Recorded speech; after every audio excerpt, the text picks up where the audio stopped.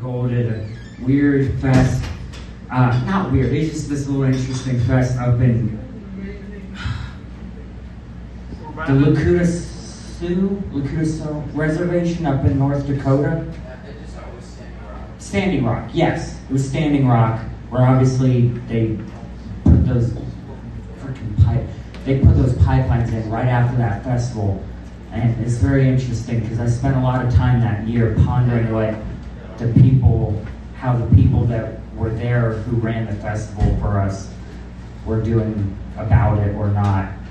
I don't have any comments on it. It was just an interesting time in our world. But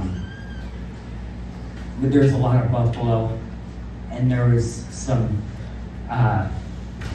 Hispanic dudes that were playing the fest. I don't know what country they're from, so I'm going to ignorantly say Hispanic, which might not even be the correct terminology for whatever, demographically, whatever. But they were cool dudes, and they loved the buffalo. And that is a thing that has stuck with me since that festival. Those dudes freaking loved those buffalo. It was awesome.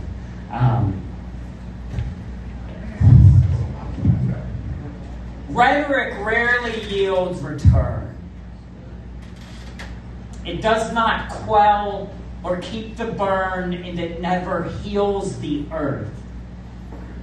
For all of the platitudes that I have ever heard,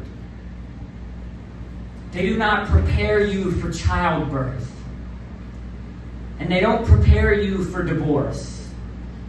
And they never really ready you for the feeling of being broken down to the most intrinsic of levels, never for you to feel like who you are is ending, or even the mounting fear that you may one day come to, that you are continuing the same as you have always been. And we try to find sayings to describe the phenomenon instead of admitting that it's really probably neither, and not so easily definable, because that wouldn't be an interesting enough talking point. And we want so badly to talk about something that we create speeches for the speeches, and then find ourselves so far removed from the source material that sometimes we can't seem to recall what we're even talking about as people. We tend to talk around so much.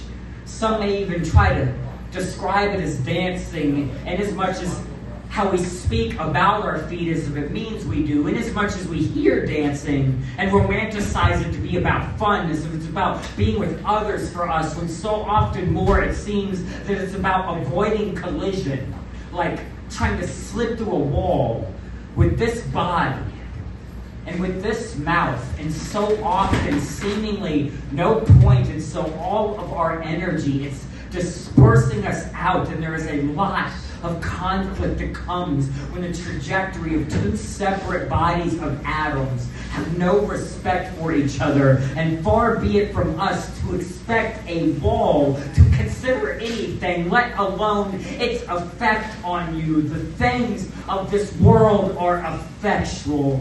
Don't let us forget it. How a warning about the currents is never meant to have you avoid the waters in totality when you live surrounded by them for long enough. It doesn't matter how far you go in the other direction to get away, you will eventually find yourself back in it, and still the middle ground.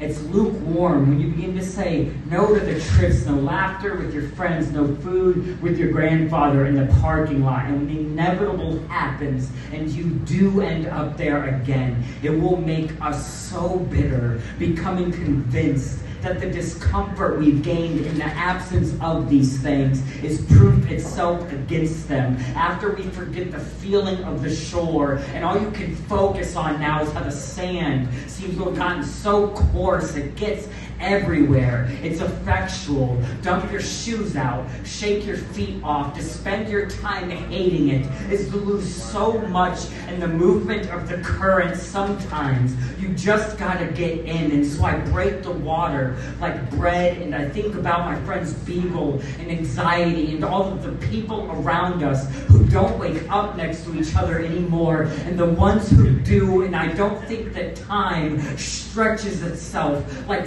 skin, how it moves, and some combination of me through it and it around me, and her retriever, her husband got her after Lloyd died, splashes water up onto my pants and moth and rust from all of the salt in the air. Eating up the metal is not a good enough excuse to avoid getting in the truck, and nothing comes by dishonesty or playing it safe.